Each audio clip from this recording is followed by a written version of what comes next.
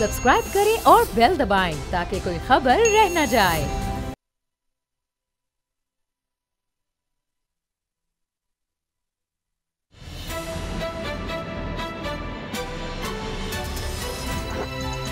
अब पता चला।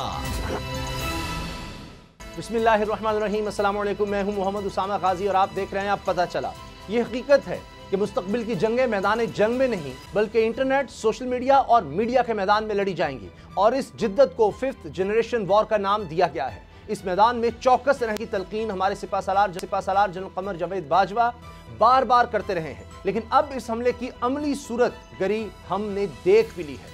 मैं बात कर रहा हूं न्यूजीलैंड की टीम के दौरा मंसूख करने की, जिसके सारे खुरे भारत की तरफ इशारा कर रहे हैं। इसमें कोई शक नहीं कि यह पाकिस्तानी क्रिकेट पर बड़ा हमला है। वफाकी वज़ीर दाखिला और वज़ीर इत्तलात ने इस हवाले से तमाम हक़ाइक़ से पर्दा उठा दिया है, जिसके मुताबिक पाकिस्तान में मौजूद न्यूजीलैंड की टीम को जिस जाली ईमेल, जी हाँ जाली ईमेल के जरिए धमाके में मार देने की धमकी दी गई, वो भारत में VPN इस्तेमाल करके की गई।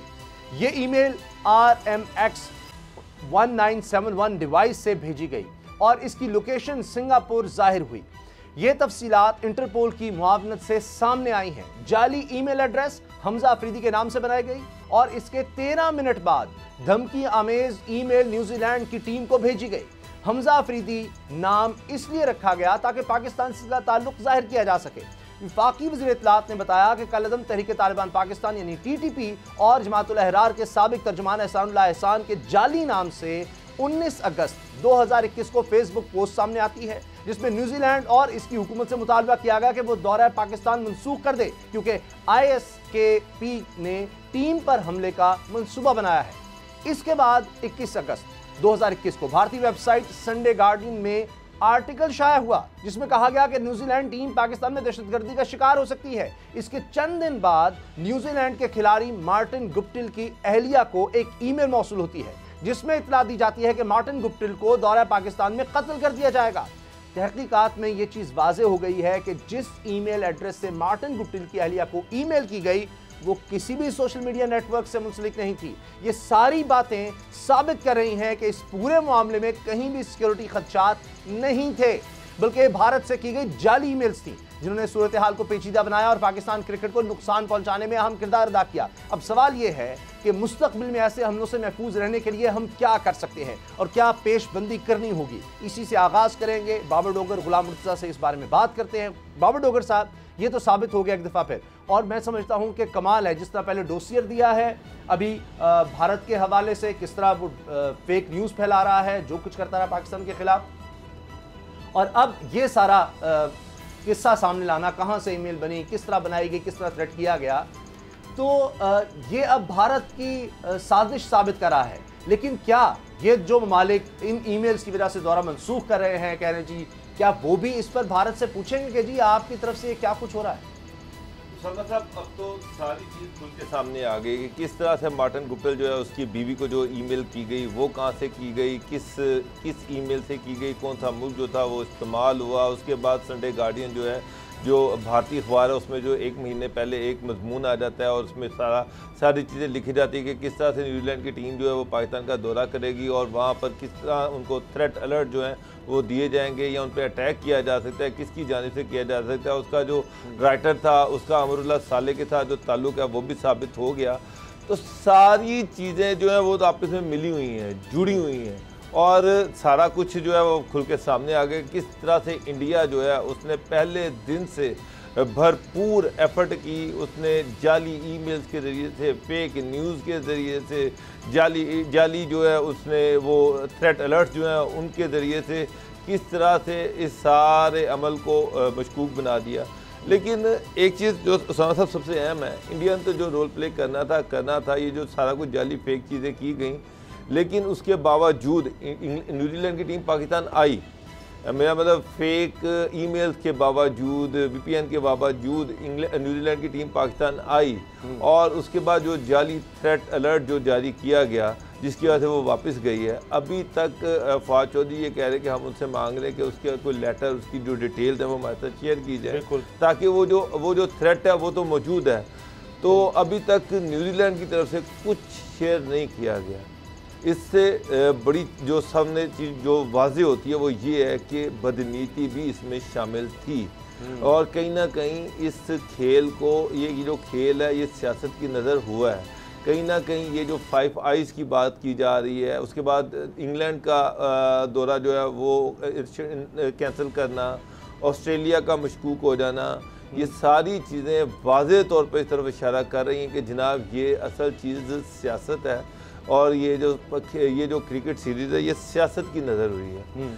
अच्छा, एक और अहम चीज़, आज हम ये तो कह रहे थे कि ये जनाब भारत की साजिश है, ये भारत ने जो है वो पाकिस्तान के खिलाफ साजिश की, जाली फेक न्यूज़ का एक नेटवर्क था जो कि भारत ने उसका जाल बिछाया और उसकी नज़र पाकिस्तान हो गया।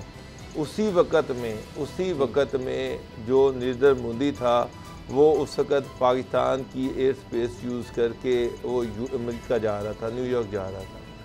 एक तरफ हम उनको फैसिलिटेट कर रहे हैं, हम उसके प्राइम मिनिस्टर को अपनी एयर स्पेस इजाज़त दे रहे हैं कि वो इस्तेमाल करे और वहाँ जाकर पाकिस्तान के ख़िलाफ़ बातें करे, पाकिस्तान के ख़िलाफ़ झूठा प्रोपेगेंडा करे, पाकिस्तान के ख़िलाफ़ साजिशों का हिस्सा बने।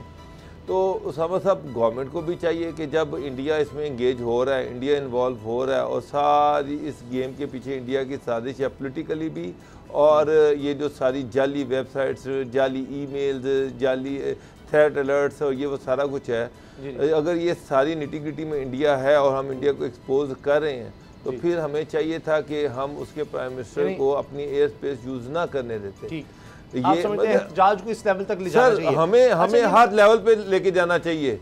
एक मुल्क जो पाकिस्तान में हर इंतहाई घटिया सतह पर चला जाता है और वो फिर पाकिस्तान के खिलाफ साजिशें करता है, तो हमें खुल के फिर उसका मुकाबला करना चाहिए। हम क्यों डिप्लोमेसी का शिकार रहते हैं, क्यों मसलियतों का शिकार रहते हैं? तो हमें डट के कहना चाहिए था कि जी हम मोदी को नहीं जाने देंगे, आप लंबा 5 घंटे लंबा इस्तेमाल करो। जिस तरह का काम होगा उसका रिस्पॉन्स उस हवाले से होना चाहिए। फिर इस तरह तो फिर पाकिस्तान ने भी कहीं जाना है तो पाकिस्तान के वज़ीर आज़म को बंद कर देंगे, तो एक और सूरत हाल भी बन सकती है। बहरहाल आपका अपनी जगह पॉइंट वैलिड है। ये बताएं गुलाम साहब कि इससे एक चीज़ तो वाज़े हो गई है कि पाकिस्तान के पास अहलियत है, पाकिस्तानी इदारों के पास, पाकिस्तानी एजेंसीज़ के पास, अगर न्यूजीलैंड ताबुन करे, अगर कुछ ऐसा है, कुछ ऐसा थ्रेट उनको मिला है, वो ज़ाहिर लग तो जाली ही रहा है, तो वो जाली थ्रेट के पीछे भी कौन है? तो हम तो पहुँच रहे हैं, हत्ता के दहशतगर्द तक पहुँच रहे हैं।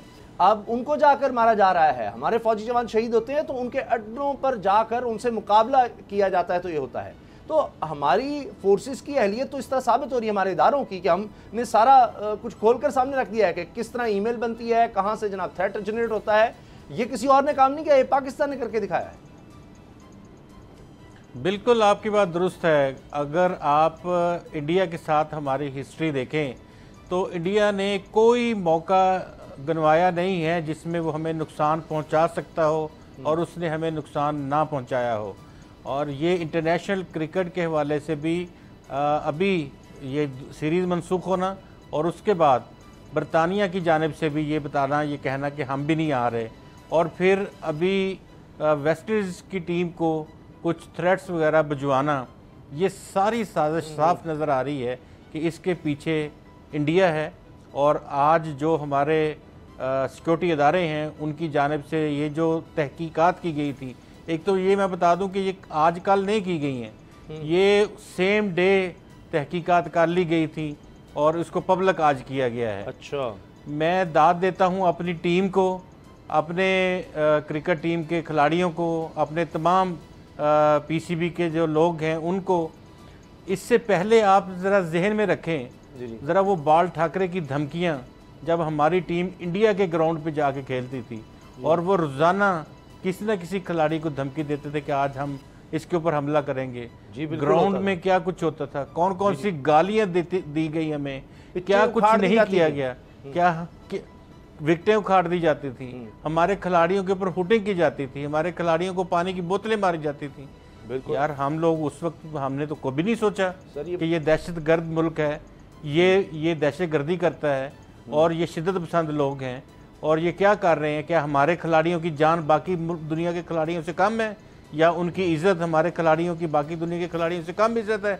हम अल्हम्दुलिल्लाह उनसे ज़्यादा काबिल हमारे प्लेयर्स हैं, उनसे ज़्यादा इज़्ज़त है इनकी। बिल्कुल सही। तो ये चीज़ें हमें ज़हन में रखनी है हमेशा के लिए रखनी है कि इंडिया जो है बेशक वो बहुत बड़ी मंडी हो, मुआशी मंडी हो, लोगों की उससे उम्मीदें वाबस्ता हों, लोगों ने वहाँ चीज़ें बेचनी हो या उन्होंने ताल्लुकात उनके साथ रखने हो या क्वाड्स के हवाले से फ़ैसले करने हो दुनिया की महज़ब कौमों ने, और वो चीन के ऊपर कोई पहरेदार बैठाना चाहते हों।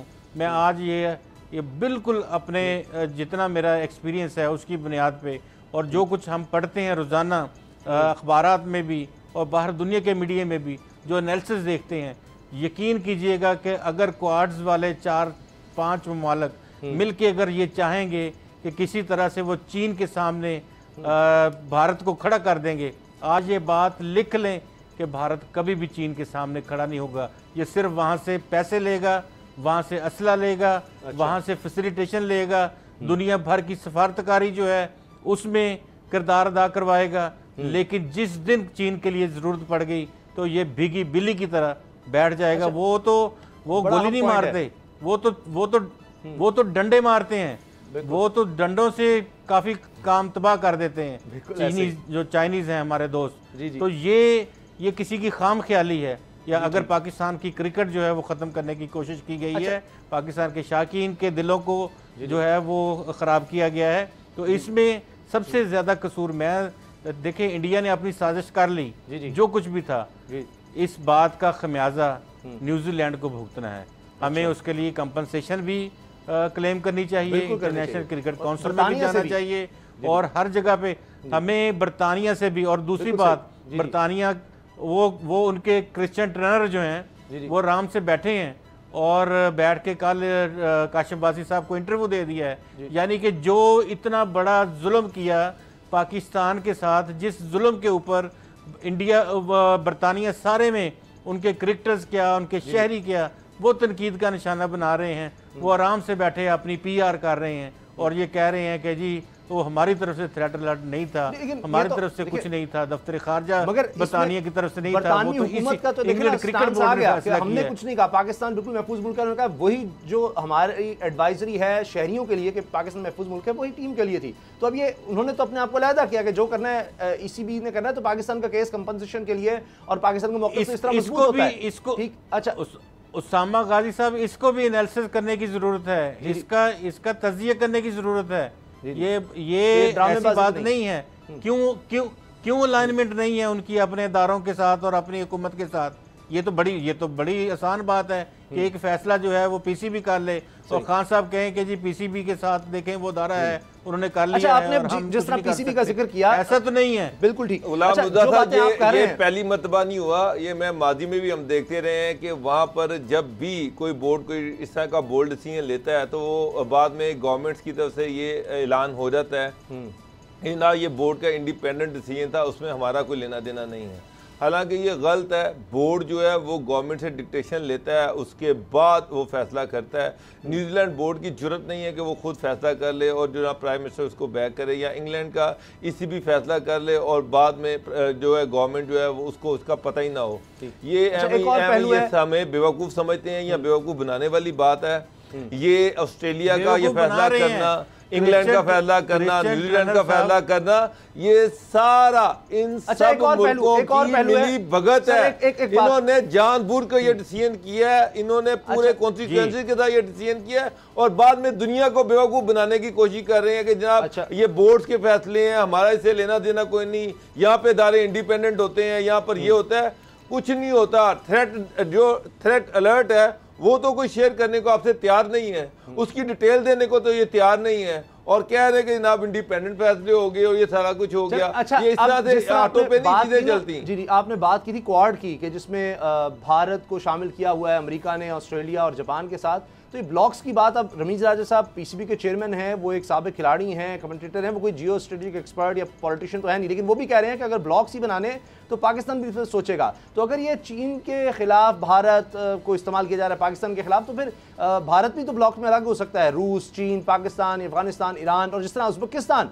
अब उज़्बेकिस्तान की क्रिकेट टीम को पाकिस्तान ने ट्रेन करना है, वहाँ पूरा सेटअप पाकिस्तान बनाना है, PCB के साथ ये मुआहिदा हुआ है। तो उस लिहाज से अगर आप देखें तो ये खित्ते में से फिर भारत भी तो खमियाजा भुगतेगा, इसी तरह जो उसके ग्रुप में जाएगा। तो पाकिस्तान की तरफ से भी तो रिएक्शन आएगा। तो एक बहुत बड़ी डेवलपमेंट है कि रीजन में एक मुल्क है, सेंट्रल एशियन कंट्री है, और वो पाकिस्तान से मुआहदा कर रहा है कि उनके यहाँ क्रिकेट को डेवलप किया जाए। इसी तरह चीन से भी पाकिस्तान का मुआहदा है।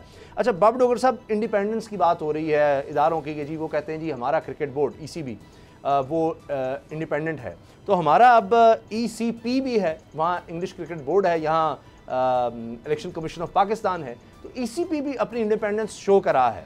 और उसमें गुलाम रज़ा साहब जो अब चीज़ें सामने आई हैं, जो उन्होंने बताया है आम इंतखाबात के हवाले से जो बातें हैं, उसमें तो अखराजात ही इतने ज़्यादा हैं, 150 अरब से ज़्यादा ख़रीदारी पे लग जाएंगे, इनको संभालना 1 लाख मशीनें एक्स्ट्रा चाहिए होंगी, 2 लाख IT एक्सपर्ट्स चाहिए होंगे, इतना कुछ चाहिए होगा, इतना कुछ, इनको हिफाजत रखना, ये इनको कुछ हो ना जाए, इन पर बारिश ना पड़ जाए, गर्म ना हो जाए, ज़्यादा सर्दी ना लग जाए, जाते हुए कोई मसला ना हो जाए, तो इसके लिए हर मशीन के लिए सिक्योरिटी भी अलग चाहिए, IT का एक्सपर्ट भी अलग चाहिए, इनको जगह रखने के लिए अलग चाहिए, खर्चा बहुत ज़्यादा है। ऐसे लग रहा है कि सारी दुनिया मिलकर भी अगर अपने अपने कौमी ख़जाने से रकम खर्च करेगी तो ये EVM पाकिस्तान ना परचेज़ कर सकता है, ना ये इस्तेमाल कर सकता है, और ख़ास तौर पर जब उसने पाकिस्तान ने बनाई ही नहीं।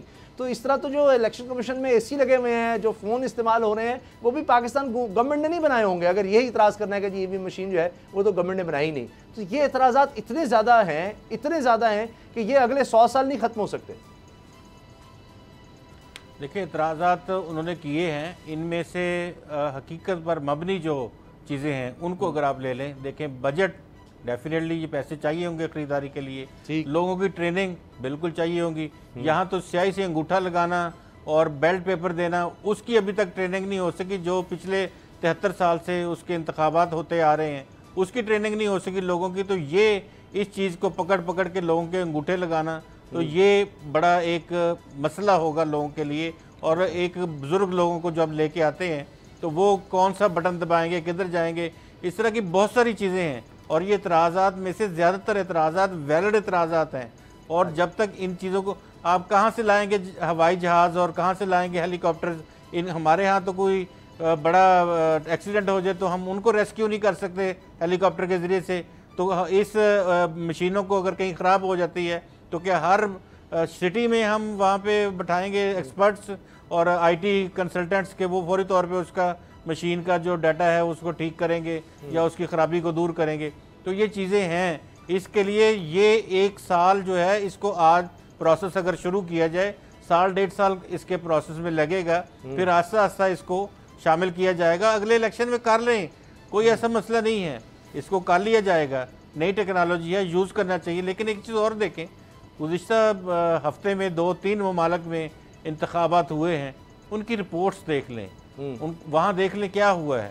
हम कोई आम बात नहीं है जो for the sake of argument की जा रही है, फैक्ट्स हैं। वहाँ पे आप ज़रा चेक करें, वहाँ की अपोजिशन क्या कह रही है, वहाँ के लोग क्या कह रहे हैं। वो इंतखाबात जो हुए हैं, EVM इस्तेमाल जहाँ पे हुआ है, उसको क्या किन मसाइल का सामना करना पड़ा है। तो ये आज एक पॉजिटिव अप्रोच ये हुई है कि स्पीकर कौमी असम्बली ने एक बात अपोजिशन की मान ली है। एक कमेटी बनाई जा रही है जिसमें सेनेट के लोग भी होंगे, जिसमें कौमी असम्बली के लोग भी होंगे, अपोजिशन और इत्तेहादी जमातों और उनके साथ साथ हुकूमत और इत्तेहादी जमातों के लोग भी शामिल होंगे। और वो कमेटी EVM के हवाले से जो है वो फैसला करेगी, इंतखाबी इस्लाहात पर बात करेगी, और उसका नोटिफिकेशन भी होने जा रहा है। वो अब जो इजलास बुलाया जा रहा था कि हम जॉइंट सिटिंग बुलाएंगे और फौरी तौर पे जॉइंट सिटिंग के बाद इसमें पास करवा लेंगे, वो इन्होंने विड्रॉ फ़िलहाल किया है। For the time being joint sitting नहीं हो रही है, और इस हवाले से जॉइंट सिटिंग जो थी वो रोकी गई है, और अब मुशावरत का अमल अब जो है वो शुरू कर दिया गया है। अच्छा, ये गुज़िश्ता पिछले साल मुशावरत का अमल शुरू कर दिया जाता है, तो अभी तक कुछ ना कुछ काफ़ी सारी मुशावरत हो जाती, जो इतराज़ात थे कुछ दूर हो जाते, कुछ रह जाते। तो ये चीज़ें हैं कि अब मुशावरत का उस वक्त तो इमरान खान साहब को निकालना था, उस वक्त इस्तीफे देने थे, उस वक्त लॉन्ग मार्च होना था, तब तो ये चक्कर थे, वहाँ किस वक्त किसी ने बैठना था। अच्छा बाबर डोगर साहब, इसमें एक बात यह है कि जिस तरह के एतराज़ात हैं, कुछ एतराज़ात दुरुस्त भी हैं जिस तरह गुलाम साहब कह रहे हैं, लेकिन इस तरह तो हम ये सोच सकते हैं जी, स्याही अगर ख़त्म हो गई, स्याही अगर फैल गई, किसी ने वहाँ पर छींक मारी और वहाँ पर पानी गिर गया बैलेट बॉक्स के ऊपर, फिर क्या होगा? अगर वहाँ पर किसी ने सिगरेट पिया तो बैलेट बॉक्स में आग लग गई, तो वो बुझाने का कोई आले वहाँ पर मौजूद नहीं होते। तो ये सब किस तरह से होगा, तो ये भी हो सकता है। फिर इस तरह के एतराज़ात तो उन पर भी आ सकते हैं, किसी का अगर अंगूठा उंगली ना हुई किसी की खुदा न खास्ता तो फिर स्याही का निशान हम किधर लगाएंगे, मतलब एतराज़ात तो फिर आप बहुत से कर सकते हैं। साहब मेरी बात सुने, इंडिया पाकिस्तान में जितना लिटरेसी रेट है उतना इंडिया में है, जितनी गुर्बत यहाँ पर उससे कई गुना ज़्यादा इंडिया में है, जितने रिसोर्सेज आपके पास है उतने उससे कम होंगे, उससे ज़्यादा रिसोर्सेज इंडिया के पास नहीं होंगे। वहाँ भी तो इलेक्ट्रॉनिक मशीन के ज़रिए से इलेक्शन होते हैं कि नहीं होते, और वो आपसे बहुत बड़ा है, पाकिस्तान से 5 हिस्से ज़्यादा बड़ा है। वहाँ पर भी इलेक्ट्रॉनिक मशीन जाती हैं, अल्टीमेटली वहाँ पर भी उनको संभाला जाता है, वहाँ पर भी IT एक्सपर्ट उनको देखते हैं, आपके साथ है, कोई दूर नहीं है, और वहाँ पर कभी रिगिंग के एलिगेशंस नहीं आए। हाँ, जहाँ तक पैसों का मसला है वो सारा इशू गवर्नमेंट का है। वो गवर्नमेंट के आपको 150 अरब चाहिए, गवर्नमेंट जिद कर रही है ना, तो गवर्नमेंट ने रिसोर्सेज जनरेट करके देने के 200 अरब चाहिए, कितने अरब चाहिए। हाँ, इलेक्शन कमीशन का ये काम ज़रूर बनता था कि वो अपोजिशन को साथ कंसल्ट करती, जो मशीनें थी उसको टेस्ट करती, उससे कह देती कि भाई ये मशीनें जो है ये नहीं, सरकारी मशीनें हमें नहीं चाहिए, कोई न्यूट्रल मशीनें लेके दें, जो रिलायबल मशीनें हैं वो ले दें। और उसमें वो बाकी IT एक्सपर्ट यहाँ पर हर जगह ही मिल जाते हैं, कौन सा ऐसी जगह जहाँ पर IT एक्सपर्ट नहीं मिलते। असल इशू ये नहीं है, असल इशू ये है कि इलेक्शन कमीशन जो था उसको थोड़ी सी नेक नीति के साथ थोड़ी सी एफर्ट करनी चाहिए थी, अपोजिशन को भी बैठाते, गवर्नमेंट को भी बैठाते और कोई कंसेंसस क्रिएट करते किसी चीज़ पे, बजाय कि एकदम पार्टी बन जाते, जो मेरा कंसर्न है। बहरहाल ये आज जो नेशनल असेंबली में या सेनेट में या पार्लियामेंट में जो कमेटी बनी है ना, आप तो देखें डोगर साहब आप तो ये कह रहे हैं कि गाड़ी पहले ख़रीद लो और घर लाके खड़ी कर दो, उसके बाद सारा घर जो है उसके ऊपर ड्राइविंग सीख लेगा। ऐसे कैसे हो सकता है? पहले आप मशीन देखें, मशीन के आप तजर्बात करें, उसके ऊपर चलाएं उसको, उसकी खूबियां खामियां देखें, फिर आप खरीद लेना मशीनें भी। सर मैं यही बात कर रहा हूँ कि आप मशीनें इस्तेमाल तो करें, आप उसको देखें तो सही, आप उसको कैंटोनमेंट में इस्तेमाल करके देख लें, आप उसको लोकल गवर्नमेंट में करके देख लें, बायपोज में करके देख लें, अपोजिशन को भी साथ में लाएं, बिठाएं, कुछ करें तो सही। सर सर ब्रेक हो जाएगी, मैं बता दूं, ये नहीं हो सकता। टेक्निकल कमेटी तो फिर लड़ाई है ना, इससे आगे क्या होगा? इलेक्शन कमीशन ने कहा है गलतियों से पाक इलेक्ट्रॉनिक वोटिंग मशीन तैयार करने की हिदायत कर दी गई है और अगले इलेक्शन के लिए किया जाए। टेक्निकल कमेटी EVM पर जायजा जल्द मुकम्मल करे, तो वो कह रहे हैं कि अभी इस पर जायजा जल्द मुकम्मल किया, अभी जायजा हो रहा है, जायजे के बाद कुछ होगा। अच्छा, एक और बड़ी दिलचस्प बात है कि कहा जा रहा है कि दुनिया के 6 ममालिक में 80% जायद ओवरसीज वोटर्स, ज़्यादा फ़ायदा PTI को होगा। गुलाम नबी साहब, ये फैक्ट है, आपको भी लगता है, ज़्यादातर का ख्याल है कि जी ये ओवरसीज़ पाकिस्तानी अगर वोट करेंगे तो वो ज़्यादा PTI के हक़ में जाएंगे। PTI को ये भी मसला है, इसलिए वो ज़्यादा कोशिश करिए EVM की तरफ जाएँ और इसी से शायद ये चीज़ मुमकिन हो सके, क्योंकि अब तो नादरा भी ले आया कि जनाब आप घर बैठे भी अपने अंगूठे के निशान से तस्दीक कर सकते हैं और अपने मोबाइल ऐप के थ्रू, तो ये टेक्नोलॉजी आगे बढ़ रही है। देखिए, इसका फ़ायदा जिसको भी हो, PTI को, इंडिया की जमात है कि इसको फ़ायदा होगा तो पाकिस्तान को फ़ायदा नहीं होगा। ठीक है वोटर्स, मेरा इस हवाले से कहना ये है, जी सर ब्रेक है, सारे वोट PTI को नहीं मिलेंगे। अच्छा, कुछ वोट नून लीग को मिलेंगे, कुछ पीपल्स पार्टी को मिलेंगे, अच्छा, बातों को मिलेंगे। ब्रेक के बाद बात करेंगे। आप दोनों इतराज करते हैं जी हुकूमत गरीब का नहीं सोचती। नहीं सर, न्यूज़ अपडेट्स हैं, तो जनाब ब्रेक के बाद बात करेंगे आखिरकार गरीब का इस हुकूमत को ख्याल आ गया है, किस तरह से कैश दिया जाएगा गरीबों को। ब्रेक के बाद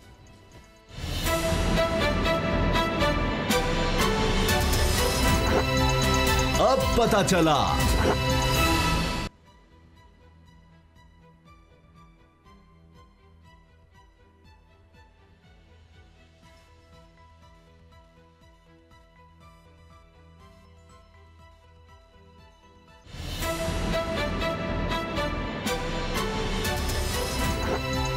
अब पता चला। हुकूमत की तरफ से कुछ ऐलानात किए जा रहे हैं महंगाई को कंट्रोल करने के लिए, और उसमें इमरान खान साहब का पहले में जिक्र का, वज़ीर-ए-आज़म ने एक एग्रीमेंट का परफॉर्मेंस एग्रीमेंट का काम जो है उस पर तेज़ कर दिया है। इसमें देखा जाएगा वजारतों में के दरमियान एक कंपटीशन भी है, उनको टास्क दिया जाएगा कि आपकी परफॉर्मेंस कैसी है, और उसमें बाकायदा कैटेगराइज़ किया गया है गवर्नेंस आप कैसे कर रहे हैं, आप किस तरह से डाटा की बुनियाद पर किस तरह आप 3 माह की कारकर्दगी अपनी बेहतर कर रहे हैं और हुकूमती एजेंडे को आवाम तक किस तरह पहुंचा रहे हैं। इस तरह से 10 पॉइंट्स हैं। लेकिन जो सबसे अहम चीज़ है वो है वज़ीर ख़जाना साहब की एक और भारी भरकम प्रेस कॉन्फ्रेंस, जिसमें उन्होंने ये कहा है कि जी एक तो मुनाफाखोरी जो है, नाजायज़ मुनाफाखोरी, उसको ख़त्म करना है और उसके लिए हम एक स्ट्रक्चर ला रहे हैं। लेकिन फौरी तौर पर जो उन्होंने बड़ा ऐलान किया है वो ये है कि जी 40 से 42% लोगों को बराह रास्त ये तकरीबन 10 करोड़ लोग बन जाएंगे, 9-10 करोड़, उनको सब्सिडी देंगे। और जो तेल है, खुर्दी तेल खाने पीने में इस्तेमाल होता है, 40 से 50 रुपये किलो इसमें कमी आएगी और चीनी की कीमत 90 रुपये फ़ी किलो फ़िक्स कर दी है। अब इसमें ये देखें गुलाम मुर्तज़ा साहब के ठीक है महंगाई मुल्क में बढ़ रही है, इसमें कोई शक नहीं है, हम इस पर क्रिटिसाइज़ करते हैं, करना भी चाहिए, लोग बहुत मुश्किल में हैं, लेकिन कहीं कहीं हम कुछ मिस भी कर जाते हैं। जहाँ तेल की कीमत कम हुई, अभी देखिए कि सबसे ज़्यादा पढ़ी जाने वाली खबर में था कि जी घी की कीमत 10 रुपये किलो कम हो गई, तो वो इसलिए नज़रअंदाज हो जाती है शायद कि जी बाकी चीज़ों में इतनी महंगाई है कि फिर हम उसका जिक्र ही नहीं करते। अब अगर ये किया जाता है, डायरेक्ट सब्सिडी 40 से 42% लोगों को दी जाती है, जिस तरह एहसास प्रोग्राम के तहत जब ये वबा आई तब दी गई थी, तो एक बहुत बड़ा कदम तो है। देखिए कदम तब होगा, एक तो मैं ये एक दरख्वास्त है कि गरीब आवाम का, गरीब लोगों का मजाक ना उड़ाएं। यहाँ पे ये हो रहा है कि हमने आर्डिनेंस ला दिया है, अब महंगाई करेगा तो उसको हम अंदर कर देंगे 6 महीने के लिए। पहले भी कानून मौजूद हैं, किसने किसी कानून के ऊपर अमलदारी दिखाई है? कौन से मार्केट्स में आपने देखा कि वो रेट्स जो सरकार के रेट हैं उस पर अशिया मिल रही हैं? बात यह है कि आपकी गवर्नेंस का लेवल अब जो है वो काबिल बर्दाश्त नहीं रहा। अगर हम झूठ बोलते जाएंगे और लोगों को खामखा तसल्लियाँ देते जाएंगे कि महंगाई ख़त्म हो रही है, महंगाई कम हो रही है, लोग हमें भी साथ गालियाँ दे रहे हैं अभी भी और मज़ीद गालियाँ देते रहेंगे, लेकिन हमें हकीकत हाल ये बतानी है, हुकूमत वक्त को भी बतानी है। ये हमारी हुकूमत है, ये हमारी अपनी हुकूमत है, पाकिस्तानियों की हुकूमत है, इन्हीं को हमने नहीं बताना तो किसने बताना है कि अवाम की हालत ज़ार बहुत बिगड़ चुकी है। उनकी हालत अब ऐसी है कि नवाला जो है वो मुंह तक नहीं पहुंच रहा और उनको रोज़ी रोटी नहीं मिल रही। बेरोज़गारी का बहुत बड़ा एक सैलाब है जो मुल्क के हर शहर में मौजूद है। और जो ये कहा जा रहा है कि हम घी के ऊपर सब्सिडी, आप आटे को सब्सिडाइज कर दें, आप रेट निकाल दें आटे का, मैं बता रहा हूँ 1600 रुपये का 20 किलो आटा मिल रहा है, 3200 रुपये मन, कौन खाएगा? गरीब के बच्चे तो रोटी खाते हैं, वो ऑयल किधर इस्तेमाल करते हैं, कितना ऑयल इस्तेमाल करते हैं? एक पाव ऑयल लेके आते हैं तो 4 दिन इस्तेमाल करते हैं, वो तो सालन के साथ, मिर्चों के साथ या किसी के साथ वो रोटी खाते हैं। जो बुनियादी अशिया ज़रूरी हैं उनकी तरफ हुकूमत को तवज्जो देनी चाहिए। 90 रुपये किलो फिक्स कर दी तेल भी कीमत, आप लेके आए ना बाजार से, 90 रुपये फिक्स कर दिए, 90 रुपये में मिल रही है, आज भी 115 रुपये 110 रुपये रेट है, कहाँ से लाएंगे? फिर आप जिस तरह फरमा रहे हैं, मुझे आप कहते हैं ऑर्डिनेंस भी ना लाएं और कीमतें भी फिक्स कर दें और उस पर अमल दरामद पहले से कानून पहले से मौजूद है, कानून पहले से मौजूद है, उसके ऊपर अमल कर लें, पहले भी तो मौजूद है। वो कहता है मैंने ज़ख़ीरा अंदोज़ी से वो पहले ऑर्डिनेंस की जरूरत ही नहीं है। ऑर्डिनेंस किस लिए लाया जा रहा है? ऑर्डिनेंस की हम मजमूई तौर पे देखें, मजमूई तौर पे ऑर्डिनेंस तो वहाँ चाहिए है जहाँ पे कानून साजी नहीं है। जब हमारे पास कानून साजी, ग्रां फरोश, होर्डिंग्स, हर तरह की कानून साजी मौजूद है, वहाँ बंदा उठाए इम्प्लीमेंटेशन और अपनी इंतज़ामिया को उनको ये प्रॉपर्टी डीलर इंतज़ामिया बन चुकी है, ये सोसाइटियों के पीछे जा रहे हैं। ये मुख्तलिफ जो डीसी सिस्टम है, जहाँ जहाँ भी आप चले जाएं वहाँ वो देख रहे हैं कौन सी जगह खाली है और किस MNA MPA को कब्जा करवाना है, उनसे इनको निकालें, इनको कहें कि हमें ये चीज़ें चाहिए, अगर दे सकते हो तो ठीक है, नहीं तो इनको बदल दें सर, इनको खत्म, इनको किसी और जगह लगाएं। आप अपनी जगह सही होंगे, मगर ये मजाक भी उड़ाया जाता है।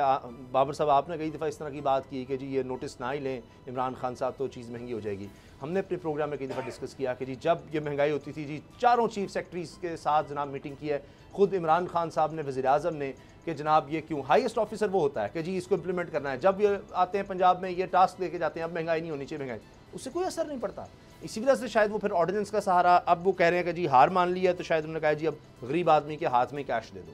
अब शायद ये एहसास प्रोग्राम के तहत लोगों को कैश में देंगे या घी वालों को ये देंगे, अभी देखते हैं किस तरह। लेकिन वो कह रहे हैं जी 40 से 50 रुपये कमी आएगी घी की कीमत में। तो ये बहुत बड़ी कमी अगर आती है तो हम सब अब यही होगा कि गवर्नमेंट जो है वो सब्सिडाइज्ड घी आटे के जो ट्रक है वो तवा बाज़ारों के बाहर खड़े कर देगी और लंबी लंबी लाइनें लग जाएंगी। बेचारी अवाम जो है वो जलील होगी। सुबह लोग आएंगे और रात को कोई एक आधा थैला या एक आधा जो है वो लेके जा रहे होंगे और जो ताकतवर लोग हैं उनके घरों में ये सब्सिडाइज चीज़ें वैसे पहुँच जाएंगी। असल इशू ये नहीं है। अब आपने कहा जी खान साहब नोटिस लेते हैं, चीफ सेक्रेटरी के साथ मीटिंग करते हैं, 6 चीफ सेक्रेटरी बदल दिए। बल्कि आज मैं हायर एजुकेशन में गया तो वहाँ पर मैं बोर्ड पढ़ा था पिछले 3 सालों में, मुर्दा साहब सुनिएगा, 15 सेक्रेटरी हायर एजुकेशन तब्दील हुए हैं। 15 3 सालों में। बैरिस्टर नबील अवान से लेके अब तक 15 सेक्रेटरी हायर एजुकेशन चेंज हो चुके हैं। और ये पीटीआई की टॉप प्रायोरिटी पे है एजुकेशन, यूनिवर्सिटी बनाना। और 36 महीनों में एवरेज जो सेक्रेटरी है वो 2 महीने काम कर सका है। जब ये हालात होंगे तो गवर्नेंस एडमिनिस्ट्रेशन कहाँ से आएगी? जो किसी अफसर को पता ही नहीं है कि मैंने कल रहना है, नहीं रहना, कितने दिन रहना है और कितना काम उसे लेना है। अभी बेचारा आके चीज़ें समझ रहा होता है और उसको तब्दील कर लिया जाता है।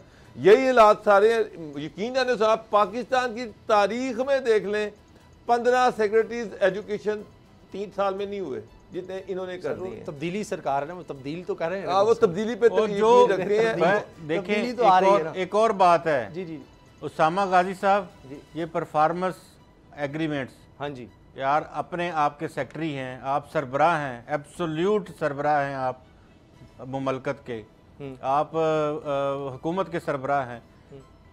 आप अपने सेक्रेटरियों के साथ किस तरह के मुआहदे कर रहे हैं? उनको ऑर्डर दें कि भाई ये चीज चाहिए और इसका ये टारगेट है और हमें 1 हफ्ते बाद रिपोर्ट दें इसकी। सरकार या परफॉर्मेंस एग्रीमेंट नाम ये दिया गया उसको, फाइलों कि आपको ये टास्क दिया गया, आपने उसमें कितना काम करके दिखाया है, ये 3 महीने बाद उसकी रिपोर्ट देखी जाएगी। ये साहब यहाँ पे क्राइटेरिया डिफरेंट है। काम नहीं भाई, फाइलों के पेट ना भरें, सरकार काम चाहिए, फाइलों के पेट भरें। यहाँ पे ऑब्जेक्टिव भी कुछ और होता है, सेक्रेटरी जो है उसको लगाने का मकसद ही कुछ और होता है और जब वो मकसद पूरा ना कर पाए तो उसको तब्दील कर दो। सबसे आसान तरीका है। उसामा साहब, अभी मैं शौकत साहब ये कह रहे थे कि इस खित्ते में पाकिस्तान में पेट्रोल अभी भी सबसे सस्ता है। इनके लोगों को बेवकूफ़ बनाया जा रहा है। फवाद चौधरी साहब भी यही बात कर रहे हैं, फाइनेंस मिनिस्टर भी यही बात कर रहे हैं कि जनाब यहाँ पे जनाब बाकी खित्ते में बड़ी महंगाई है, पाकिस्तान में जनाब ये जो है सस्ता है। आप देखिए इंडिया में 240 है, अब ये इंडिया के पेट्रोल को 240 डबल करके बताते हैं। मैं अभी आपको सारे रेट पढ़ के दिखा रहा था। 500 रुपए लीटर कर दें अगर सस्ता है ना, इंडिया में 100 रुपए लीटर से ज्यादा इंडियन रुपीस में है ना सर। इंडिया का रुपया भी तो हमसे सर, और सरकार वहाँ पे पर कैपिटा इनकम भी तो हमसे ज्यादा लग रहा है ना, उसकी ग्रोथ रेट भी तो हमसे ज्यादा है। इनको आप पूरी बात क्यों नहीं करते? मेरा मतलब है इंडिया में पर कैपिटा इनकम $2000 पर फी बंदा है, यहाँ पर 1100 है। आप इस चीज को क्यों नहीं सामने लेके आते? ठीक है, मगर वो तो ये फैक्ट ये गवर्नमेंट की नाली है। आधा सच तो नहीं, अगर काम नजर आ रहा है ना, हमारी फिर तजवीज यही है, अगर कम नजर आ रहा है तो 500 रुपए लीटर कर दें। सर नहीं, अल्लाह का नाम, अपना शौक पूरा करें, बता दें। मेरा मतलब है कि लोगों को बेवकूफ बनाना, लोगों को लोग समझते हैं कि ये सारे बेवकूफ हैं। वहाँ पर इंडिया की ग्रोथ कितनी चल रही है, हमारे कितनी चल रही है। यहाँ पर कहते हैं जी कोविड है, आपकी 3 तो अब ग्रोथ रेट अब 3 गया है और जो इंटरनेशनल जो वो वर्ल्ड बैंक है वो तो 3 अभी भी नहीं मानता। उसके बाद आप इंडिया का ग्रोथ रेट जो है वो तो 6 पे जा रहा है। आप उसे कैसे कंपेरिजन कर सकते हैं पाकिस्तान का? वहाँ पे पर कैपिटा इनकम कितनी है, बांग्लादेश में पर कैपिटा इनकम कितनी है, डॉलर कितने का है? आप सारी चीजें देखें तो आपको पता चलेगा। मतलब ये क्या हुआ कि अमेरिका जहाँ पे पर कैपिटा इनकम जो है वो $10,000 है, तो आप कहें जी वहाँ पे तो पेट्रोल जो है वो 1000 रुपए लीटर है। और भाई वहाँ पे एक आदमी की कुव्वत खरीद कितनी है आप ये भी तो देखें। पाकिस्तान में कुव्वत खरीद कितनी है ये देखें। वहाँ पे एक मजदूर कितना कमा रहा है ये देखें। पाकिस्तान में मजदूर कितना कमा रहा है ये देखें। वहाँ पे बेरोजगारी के क्या हालात है वो देखें। पाकिस्तान में बेरोजगारी के हालात क्या है वो देखें। उसामा साहब ये वो सब फैक्ट्स हैं। आप गुलाम नबी साहब जो बात कर रहे हैं फैक्ट है, लेकिन जो बात वो कर रहे हैं अगर उस पर करते हैं तो कुछ तो हो रहा है। अब एक चीज आई बाहर से महंगी रही है तो हुकूमत यही कर सकती है कि जी लोगों को कैश सब्सिडी दे दे। अब चीज बाहर से महंगी मिल रही है अगर, तो और क्या करें? गंदम अगर गवर्नमेंट महंगी खरीदती है, लोगों को और सस्ता देने की कोशिश ही कर सकती है। उसामा गाजी साहब, सर एक और चीज अपना चश्मा हमें भी दे दें। नहीं सर, मैं अपना चश्मा हमें भी दे दें जिससे आप नाराज ना हो। चश्मा दें हमें। नहीं मैं तो मान रहा हूँ महंगाई है, मैं तो आपसे उसामा भाई साहब, सिर्फ ये बात कर रहा हूं, आप सैलरी लेते हैं उसमें बंदे को महंगाई नजर ही नहीं आती। नहीं सर ऐसी बात नहीं, बात ये नहीं है। बात ये है कि एक फैक्ट है, हम बात महंगाई करें है, गरीब आदमी की। महंगाई है। और जो बाबर साहब ने कहा कि जनाब वहां पर कैपिटल इनकम ज्यादा है, वो बिल्कुल ज्यादा है। और लेकिन ये भी तो फैक्ट है कि जी पेट्रोल अगर पाकिस्तान में रीजन में उस लिहाज से कम है तो है, ये तो बात नहीं। वो अलग बात है कि बिल्कुल ठीक है लोगों की तो खरीद इतनी भी नहीं रही। मेरी एक बात सुने, गवर्नमेंट कर सकती थी, वो ये कर सकती थी, गुड गवर्नेंस देती, लोगों का म्यार ज़िंदगी बेहतर करने की कोशिश करती, अच्छी गवर्नेंस देती। आप डीसी ऑफिस जाते, आपका काम हो जाता, आप थाने में जाते, वहाँ पर आपको रिस्पेक्ट मिलती, कोई रिफॉर्म लेके आती, ब्रेक आ जाएगी। लेकिन असल चीज़ ये है कि इन्होंने तो बेड़ा गर्क करके रख दिया। अच्छा। ना ये ग्रास रूट लेवल से करप्शन खत्म कर सके, ना कोई रिफॉर्म ला सके, और उल्टा गाय का एक नया तोहफा दे दिया। चले सर, ब्रेक लेनी पड़ रही है जी, वरना हम इस पर और बात करते हैं। लेकिन एक चीज़ मैं बता दूं कि जिस तरह गुलाम साहब ने कहा कि जी ये अब ये परफॉर्मेंस एग्रीमेंट, ये क्या अजीब व गरीब लोगों से खेल खेला जा रहा है। आप उस पर गवर्नमेंट जो है वो हुक्म जारी कर सकती है, चीफ एग्जीक्यूटिव है वज़ीर-ए-आज़म। तो उसमें कहा यह जा रहा है कि जी 2019-20 में 11 वजारतों डिवीजनों के साथ कामयाब पायलट प्रोजेक्ट चलाया गया था। उसके बाद अब ये तमाम 41 वजारतों डिवीजनों में ये किया गया जी एग्रीमेंट कि आप ये परफॉर्मेंस दिखाएं। आप ब्रेक लेते हैं और ब्रेक के बाद बात करते हैं। एक बहुत बड़ा स्कैंडल बना हुआ है तोशा खाना में, जो चीज़ें आती हैं, सरकारी तोहफे जो मिलते हैं, गवर्नमेंट कह रही है जी हम बताएंगे नहीं। ये वो गवर्नमेंट है जो कहती है कि जनाब तोशा खाना से लूटा गया मुल्क को। अब ये गवर्नमेंट कह रही है कि जी हम बताएंगे भी नहीं क्या कुछ आया। ब्रेक के बाद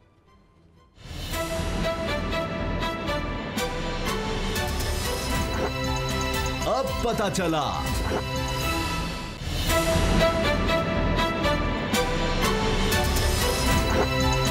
अब पता चला। तोशा खाना के हवाले से एक स्कैंडल चल रहा है कि जी तोशा खाना में जो चीज़ें आती हैं, अब ये एक सरकारी तौर पर जो किसी भी सरकारी आला ओहदेदार को कोई तोहफ़ा मिलता है किसी दूसरे मुल्क की तरफ से, तो उसको फिर तोशा खाना में जमा करवाया जाता है।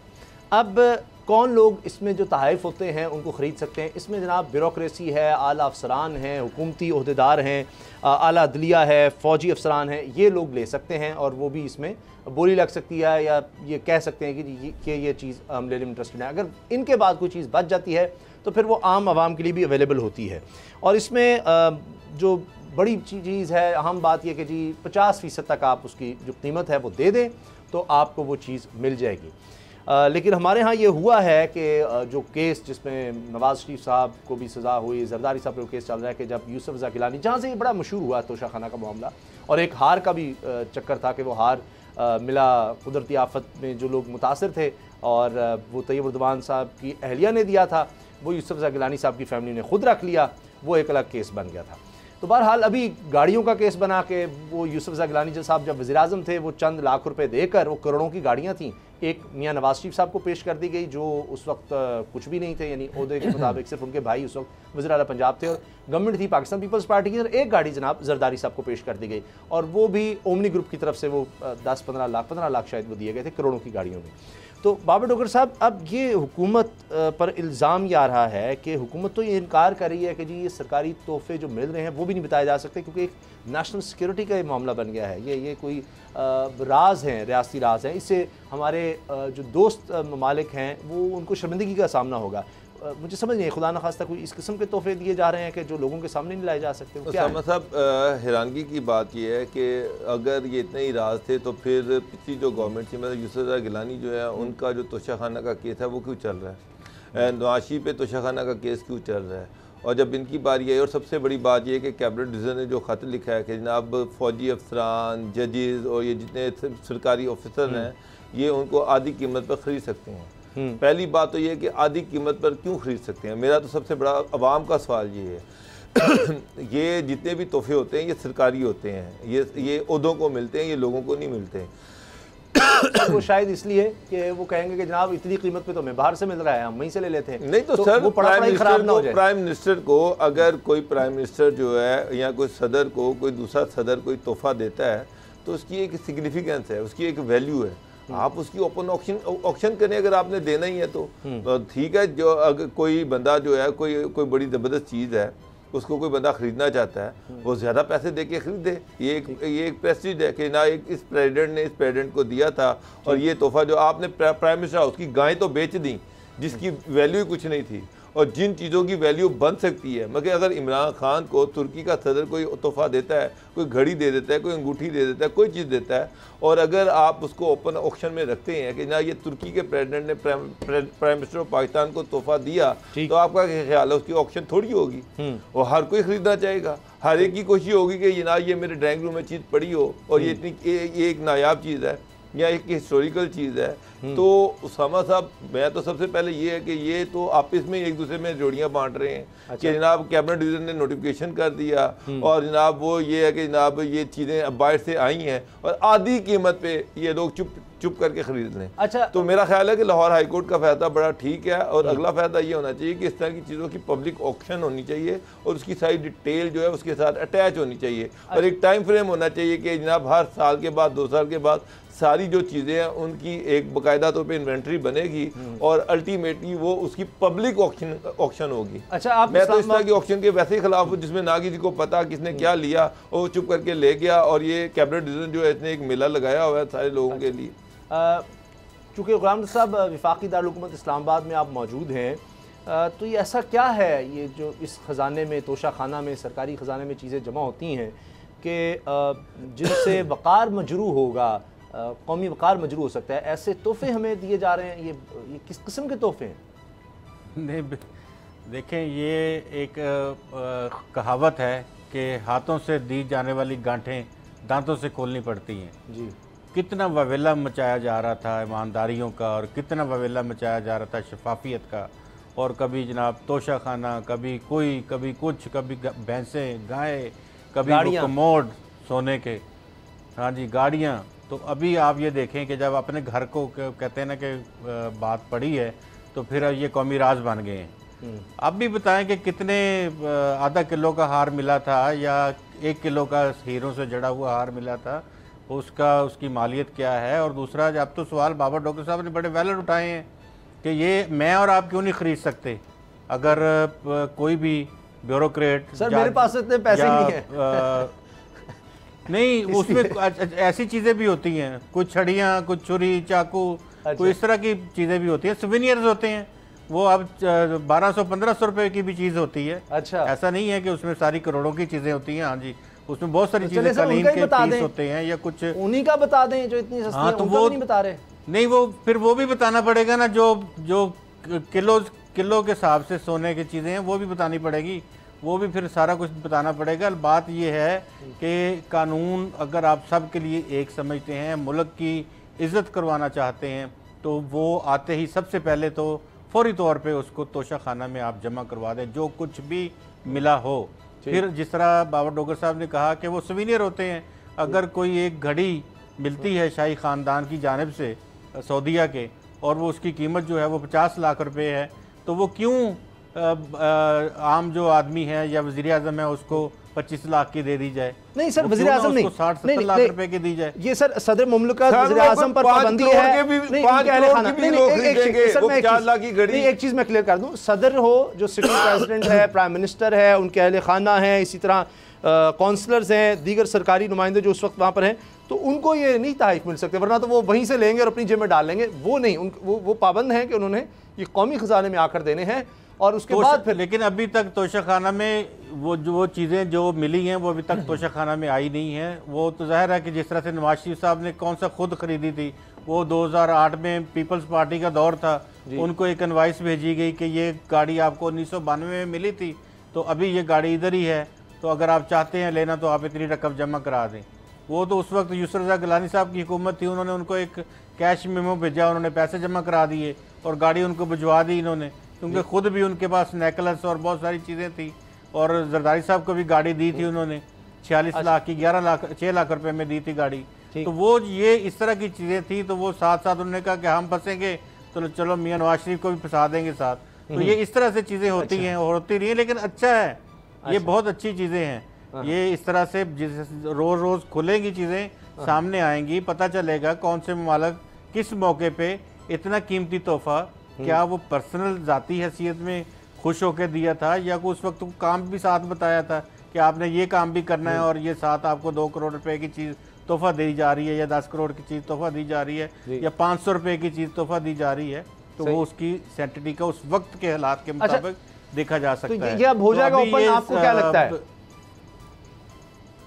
देखिए अभी तो सब जुडिस हो गया, मामला चला गया इस्लामाबाद हाई कोर्ट में और कोर्ट अब डिसाइड करेगी कि इसको क्या तरीकाकार इसका रखना है और किस तरह से आगे लेके चलना है, क्योंकि जो वसीम अब्बासी सहाफ़ी हैं उन्होंने इसको परस्यू किया था पाकिस्तान इंफॉर्मेशन जो कमीशन है वहाँ से PIC उन्होंने इनको कहा कि आपको नहीं दी जा सकती, तो कैबिनेट डिवीज़न का जो जवाब था उसको लेके इसको चैलेंज कर दिया गया है इस्लामाबाद हाई कोर्ट में। अब इस्लामाबाद हाई कोर्ट इसके ऊपर नोटिस भी करेगी और फैसला भी करेगी सबको बुला के कि किस तरह से होना चाहिए, पूरी दुनिया में क्या प्रैक्टिसेस हैं, मुझे लगता है कि हमने क्या प्रैक्टिसेस जो हैं वो अपनानी है। ओवरऑल लोगों का सेंटिमेंट यही है, जितना मैं लोगों से बात कर सकें या मीडिया में अगर हम देखें कि ये चीज़ बिल्कुल ओपन होनी चाहिए। ये हुकूमत पाकिस्तान या रियासत पाकिस्तान के पास चीज़ें आ रही हैं, वो ओहदा उनकी तरफ से मिला है, जिस ओहदे की वजह से आपको ये तोहफे मिल रहे हैं, तो इसको ओपन करना चाहिए और सब में तकसीम करके जो भी इसको ख़रीद सकता है। और बिल्कुल बाबर साहब ने कहा ओपन नीलामी होनी चाहिए ताकि ये लोगों के, गरीब लोगों के काम आ सके। प्रोग्राम देखने का शुक्रिया, इजाज़त दीजिए, अल्लाह हाफ़िज़।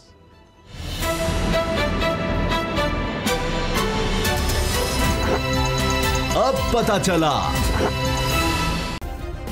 सब्सक्राइब करें और बेल दबाएं ताकि कोई खबर रह न जाए।